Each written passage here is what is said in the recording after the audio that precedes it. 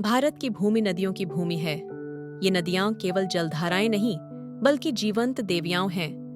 उनमें भी नर्मदा, एक ऐसी नदी जो नारी रूप में पूजी जाती है, जिसकी कथा प्रेम, त्याग और तपस्या से भरी हुई है।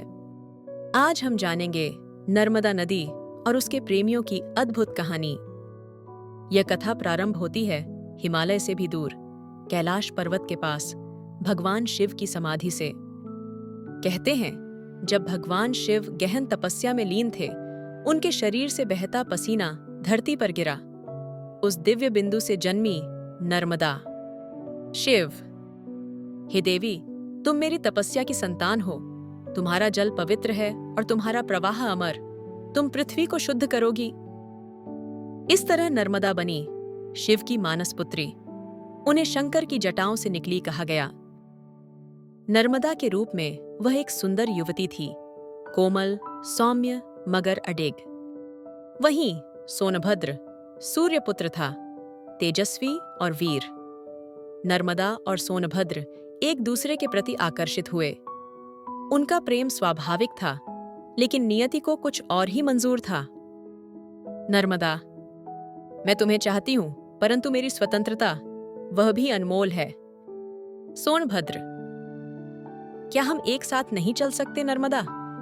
शादी का प्रस्ताव आया, पर नर्मदा चाहती थी कि सोनभद्र पहले उसे खोजे। एक परीक्षा रखी, अगर वो उसे ढूंढ पाए तो वह विवाह स्वीकार कर लेगी।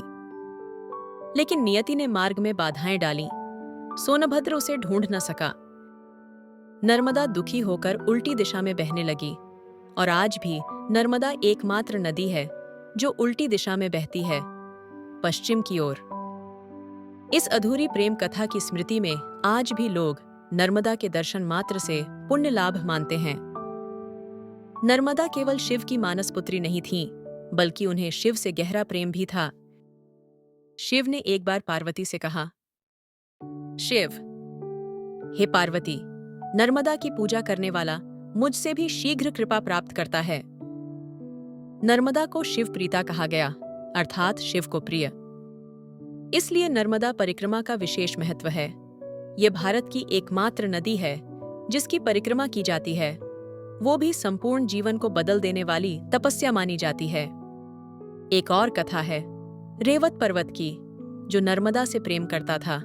वह हर रोज उसकी सुंदरता को निहारता। एक दिन नर्मदा ने उससे पूछा, नर्मदा, तुम मुझे क्यों देखते रहते हो, हे पर्वत? रेवत पर्वत: क्योंकि तुम्हारे प्रवाह में ही मेरा जीवन है देवी। नर्मदा मुस्कुराई, और तभी से वह पर्वत उसके मार्ग का स्थायी साथी बन गया।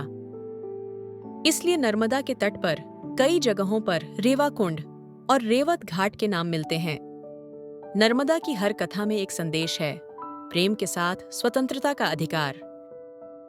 वह प्रेम करती हैं, मगर बंधन में नहीं बंधती। वह पूजनीय है, मगर स्वाभिमान के साथ। वह शिव की है, मगर स्वयं भी शक्ति का स्वरूप है। तो यह थी कथा नर्मदा और उसके प्रेमियों की। प्रेम अधूरा रहा, पर स्मृतियां अमर हो गईं। शिव की यह पुत्री आज भी बहती है, प्रेम, शक्ति और मुक्ति का संदेश लेकर। अगर आपको ये वीडियो पसंद आया हो तो लाइक करें, शेयर करें और चैनल को जरूर सब्सक्राइब करें। जय मां नर्मदा।